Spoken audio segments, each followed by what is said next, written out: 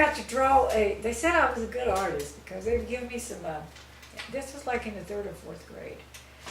They would give me some colored chalk and they would let me draw a Christmas tree scene and snow on the board, and they said and they would give me a nickel because they said I was a good drawer.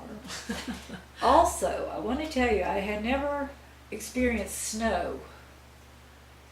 Maybe a skiff or snow, maybe like a heavy frost. We never had much snow. But there was a billboard along Highway 17 that we walked past, and they would be putting signs up there about Christmas. And I remember this snow scene, huge layers of snow, and Santa Claus in his red suit, and he's drinking a Coca-Cola. They was advertising that with the sleighs and everything. And I thought, where in the world is that place? How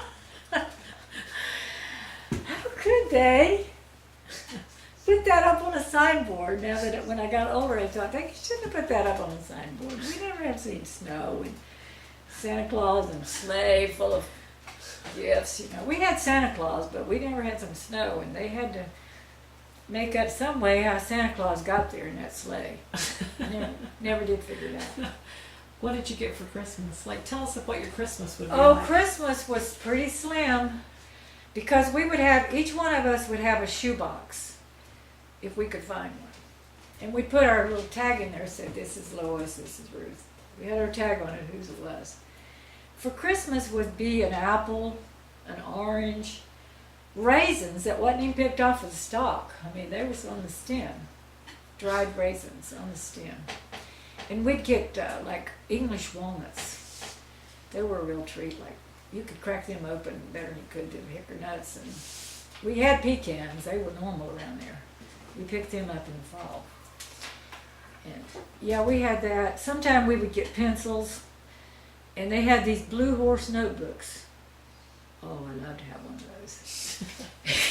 It was like a composition, and it had a horse, a blue horse. That was the emblem on it. Boy, anytime you got them. And if you got some Crayola crayons, and I can still smell them right now, but they only had 8 in a box. And later on in my life, I discovered they have as many as 200 in some of those boxes. But if one broke, it was bad, because you wanted to keep them looking good. Childhood memories were good. At Christmas, we would always have a Christmas play at school, and that was a big deal. And they had, in the town, they would have Santa Claus come and bring candy and stuff, and we would line up and get a bag of candy.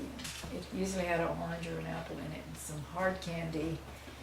And I remember Loretta Lynn sings a song, or is it Dolly Parton, about the hard candy Christmases she had, and I was thinking that's kind of what our Christmases were hard candy Christmases. And sometimes if Mama would buy something for Christmas, like if we would get a pair of jeans or a sweater or something that she had ordered from Sears and Roebuck catalog or pennies, she did most of her shopping on the catalog. Well, she would put it away thinking, I'll save this for Christmas. But if it got cold, she would drag it out, and she couldn't keep anything. Because she said when she was a child that they lived in this house that burned down. And that some people lived upstairs, and they lived downstairs, and it was somebody's birthday. And they had made this beautiful birthday cake. I'm not talking about decorating it, but anytime we had a cake, it was a special occasion. And the next day they were going to have the birthday cake, and we was going to get to eat birthday cake with them. And the house burnt, but they said, no, we're saving it for Sunday. We're saving it for tomorrow. And that night the house burned down, and nobody got to eat the cake. So my mother, she took a clue from that, and she never saved anything. If she had something and we wanted it, she didn't say, let's save it till tomorrow, because she said that cake burned up. She couldn't resist going out and dragging the Christmas. And I've got kind of that way too, Why save it if they need it? I didn't have any dolls much, except the ones Mama made. Daddy always said, when I get a handful of money, I'm going to buy you some dolls. He did buy us a doll at one point. But these dolls were not waterproof.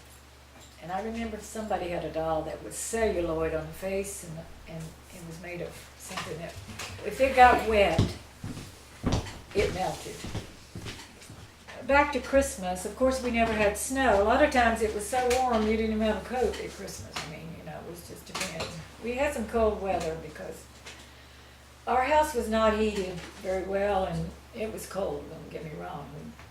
We was cold, but, and we had to walk to school. And we had a hurricane we had some hurricanes, not anything that destroyed us, but we would have some strong hurricanes because we didn't live that far from the ocean. Let's see, it was probably about 50 miles from the ocean where I grew up. Did you know when hurricanes were coming? We didn't know when the hurricanes were coming. We saw black clouds for it seemed like days and days, sheer black clouds off in the sky. And the wind would blow and blow for days.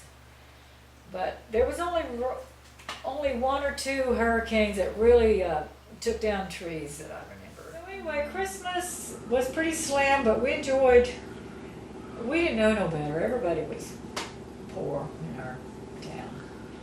We'd sing Christmas songs, and then we got together at our house and we'd draw names. At school we'd always draw names.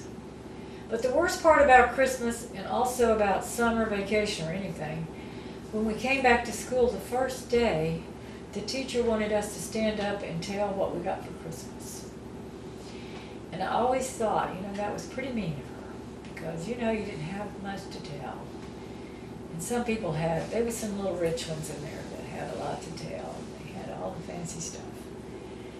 And also, when we studied health, the teacher would want us to get up there and tell, like, what did we have for breakfast? What did we have for dinner? What did we have for supper? Well, that was pretty embarrassing, you know, because I didn't think we had all the stuff that the books talked about. The food groups. We didn't have the groups and stuff, you know, like, it seemed like every day we had ham and eggs and biscuits and peaches for breakfast. Oh, I got tired of ham. We'd have rice. And we would have rice and sausage. We would have sausage. And at dinner, we would always have like tomatoes and green beans and fried potatoes and fried chicken. Sometimes we had fried chicken for breakfast. Well, that wasn't on the menu. Nothing was like the menu's supposed to be. So I didn't want to tell it, you know, like collard greens, fatback meat, gravy. No, I know I wasn't in the food group. So I thought that, and then after summer vacation, she'd say, when school started, like, what did you do this summer? Some of them went on trips, you know, and did